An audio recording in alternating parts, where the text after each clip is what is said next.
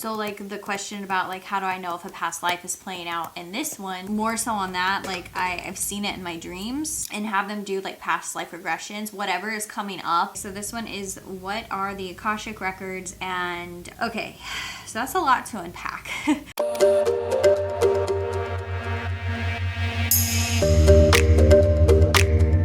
Hey guys, what's up? Welcome back to my channel, and hello if you are new. My name is Andrea Johnson. I'm a Reiki master and energy work practitioner, psychic development teacher, and manifestation coach. Welcome to the Good Vibe Tribe. Welcome to Conscious Coffee Talks, where we discuss a topic to expand our consciousness and improve our lives.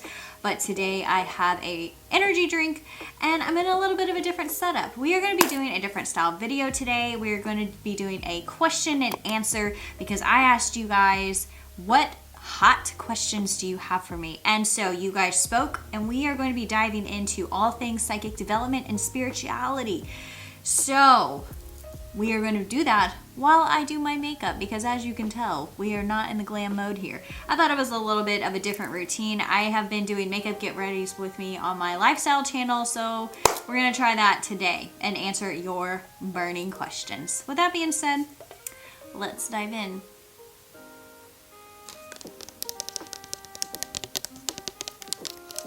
Rose water, rose petal water. It closes up your pores, guys, and it smells really good. It smells really good. We like it.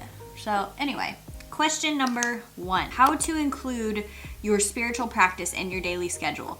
Oh man, guys, this is like a huge one for me, because if you've seen my channel or anything about that, you know how busy I am. I work a 9-to-5 corporate job, also have my own energy work business.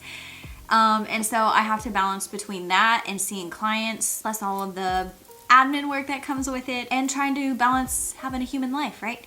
So I have got to keep a spiritual practice, especially with the work that I do. It's critical, and everybody's busy, right? But I think the misconception that a lot of people have, and this is where the internet plays a big role in this, is we see all this aesthetic stuff online. We see people doing all the things, like the it girl routine, the meditation, the crystals, like, you know, the very aesthetic spiritual routines that people feel like they have to do to be spiritual. And that is the furthest thing from the truth. Don't get me wrong, I love doing rituals like that. I love doing spell work. I love doing rituals. I love meditating, journaling, laying sage, doing the whole 9 yards. You guys have seen my channel, my lifestyle vlogs. I do that, but I don't get to do it every day. And I think it's a misconception that you have to do that every day to be spiritual, and you don't. Or that you have to do that every day to maintain your connection, and you don't. Because honestly, guys, like, if you think about like what we are and what life is, you're always connected, right? You're never not connected. It's just like we forget in our daily life because of how busy we truly are. And society is just set up that way. We're in a very masculine driven society. We're using Tarte. I love this stuff, guys. I'm a Tarte girly. I like MAC too, but we're using Tarte today. And then I use this Glow, just Walmart brand Glow, because the Tarte doesn't match my skin color. Anyway, we live in a very masculine society, which means it's very structured, it's very organized, very business driven, competition.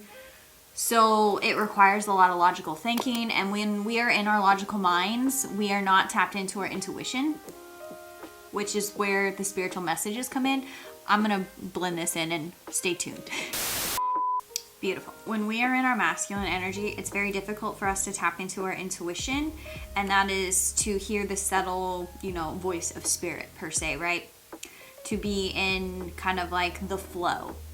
If you're a busy person and you don't have time to do the whole 9 yards of the spiritual aesthetic routine that a lot of people show online, that I highly doubt a lot of people have time for anyway, or that really stick to. Maybe there are some people, but all you really have to do is just make mindful connections throughout your day.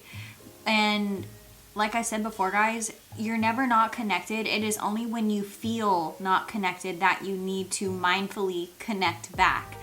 So when you feel that stress or some kind of like anxiety or some low level frequencies, that is your sign to take a pause, take a few mindful moments or deep breaths to reconnect yourself, your conscious awareness with your body, to reconnect yourself with your heart center and to spirit, therefore spirit. It's to bring, your mind back to your body, yourself, to remember that you are safe, or like what you're doing or your purpose, or, insert XYZ of whichever way you need to remember love in your life or to raise your vibration. And it's, it's just mindful moments throughout the day and intentional practice. That is truly what makes, I don't want to say a spiritual person, but where a lot of people find success in their life, or successful people, is they are aware, they're self-aware, they are aware of their surroundings. So it's just being mindful of your energy. So you don't have to have a true aesthetically pleasing spiritual practice. It is just when you feel like you need to connect. And the times that you do feel like you need that, those big routines to help you like feel better, then do it. You know what I mean? Make time for it. But it's not to say that you have to do that every single time. It doesn't make you any less spiritual. Your existence is already proof that you are spiritual. You just forget, right? And you just need to incorporate ways in which you remember during your day. So like for me, for example, I work a 9-to-5 job. When I feel like I get disconnected, if I feel very stressed in my day, I will sit at my desk for a few moments and I will take a couple of deep breaths. I will bring my awareness back to my body. I will clear my mind. And then I'll probably say a little prayer of whatever, like, help me to process whatever it is that I'm feeling. I will usually ask God to step in and take what I am feeling away, to kind of like pull me from those lower level frequencies, because when you do that, you shall receive. When you ask and shall receive. So that's what I typically do while I'm at work. And I do like to play in the energetic realms while I'm at work and like ask for signs and symbolism. I like to raise my vibration. This is where the psychic me comes in, where I slow my brainwaves down and I like to just see the energy in the room. I like to look at people's auras. These are all things that I specifically do that remind me of this existence is just basically a game in itself, and that to not take it too seriously, and that I am never like not alone. So it's just a process of remembering these things that you've forgotten in the moment. And it's just like little sayings I say in my head that I'm just kind of like, oh yeah, I forgot. Like, this is just all play. You know what I mean? Like, this existence here is just, so freaking magical in itself that how is this even happening right now? So it's these little things I keep reminding myself. And there's sayings that I say, and it's kind of like a mantra, but they're ideas. And then when I do that, my consciousness shifts and my vibration raises, and therefore those lower level frequencies exit. So that's kind of like part of the spiritual practice. But breath work is very good. I teach this in my Reiki course, but some of the stuff that you can do is like the 4-6 breath, where you take in for 4 counts and exhale for 6. Like, there's a ton of stuff you can do online. Breath helps you control your mind and bring your conscious awareness back to your body. The breath is a tool. It is an extremely powerful tool to move energy. I use that a lot. Next question.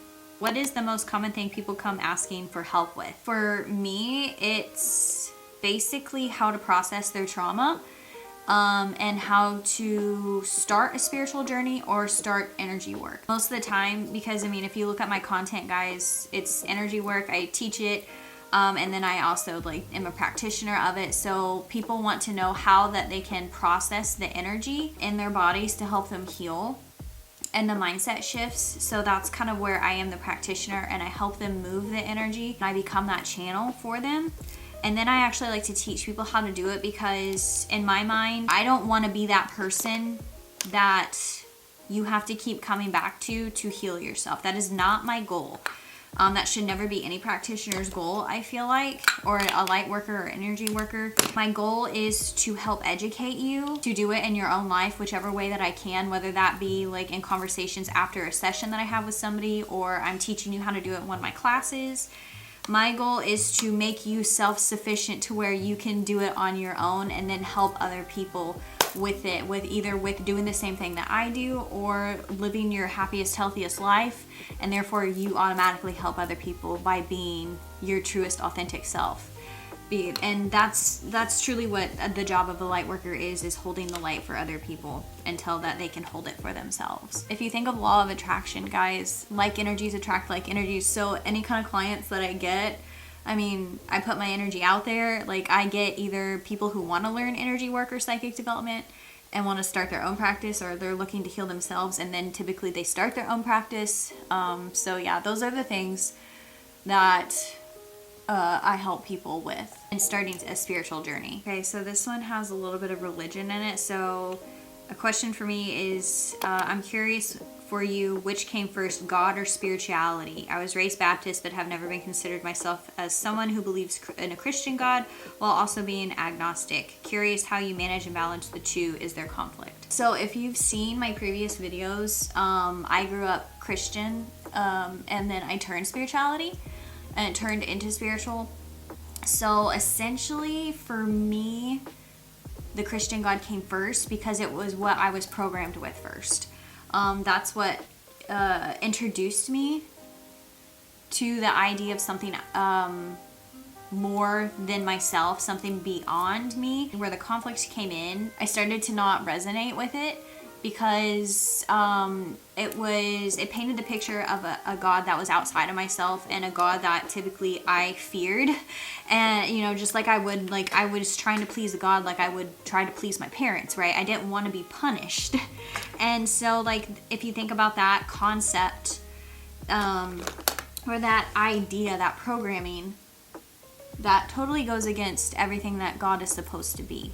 And it just didn't resonate with me. And then the idea of like a hell, like, you know, it all just did not make sense. So I started to really question it, and my faith in it. Did not believe in a God or a higher power, but I just didn't resonate with the story Christianity was spinning to me, or my interpretation of it. So that's what made me turn towards spirituality, or more of a spiritual journey. And when I did this, started having mystical experiences, because like I had a lot of issues in my life, and I think I made a video of how I started my spiritual journey. I'm not quite sure, but religion wasn't answering the questions that I needed it to in my life. It wasn't helping me in any way, shape, or form. I felt very disconnected with God in that way. My relationship, you know, I couldn't find God through that way. And so I started doing meditation and yoga to help with my anxiety in my mind. It was all purely about my health at first, and then eventually, sorry, that was like a plane going over the house. Eventually, like, I started a yoga practice, and you know, I started feeling energy in my body. I didn't know what it was. That's where Reiki came in and kind of educated me on the whole thing, and then here we are today, right? To answer your question, the Christian God came first for me. Then I realized like what God actually was for me, which I think each of us have a unique idea about it, but it's like something that it's not outside of yourself. It is you. It's part of you're connected to a greater aspect of yourself, type of thing. So this existence, like, it's just basically you, the universe, God, experiencing itself as a human for a little while, right? You're not your fullest, greatest self because you have dropped your vibration in order to have this experience, because there has to be like a level of forgetfulness to have this human experience. That's the beautiful thing about it, honestly, because if you knew all there is to know, which we already do, what would be the point? But I think that might answer your question. I'm not quite sure.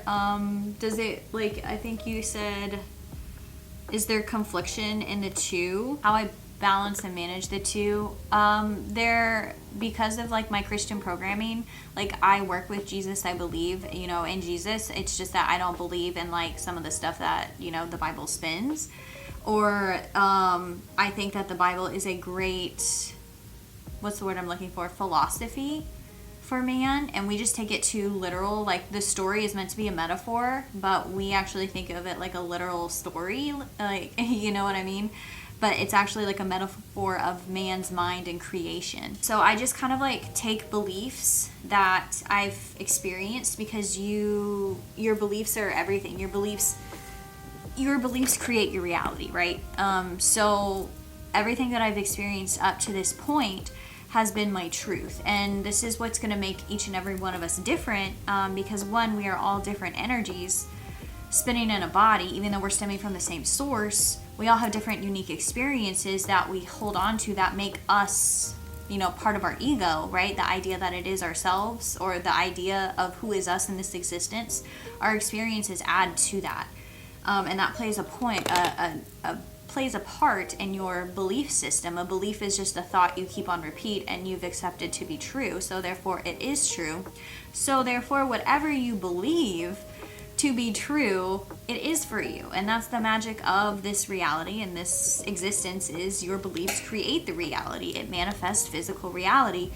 So yes, in a sense, like, it's not really contradicting, it all just is. So you can be spiritual and still believe in Jesus. You can be spiritual and be considered Christian but not hold all the same beliefs as it. I have clients all the time that have issues with being Christian. Like, they come to me and they're like, I am Christian, I go to church and stuff, but I believe in energy work. Like, I understand that how the energy works in the body, mind, spirit, right? But there's a lot of Christians who have a viewpoint against that, because thinking it's witchcraft or evil. So there's confliction here, but it just all depends on your belief about it and the power behind your intentions. So the Christian who believes that energy work is evil, is, they were to do energy work, they would think it would be evil, so it wouldn't reign the same healing power that it would as far as if I were to do it, right? So you create your reality with your beliefs.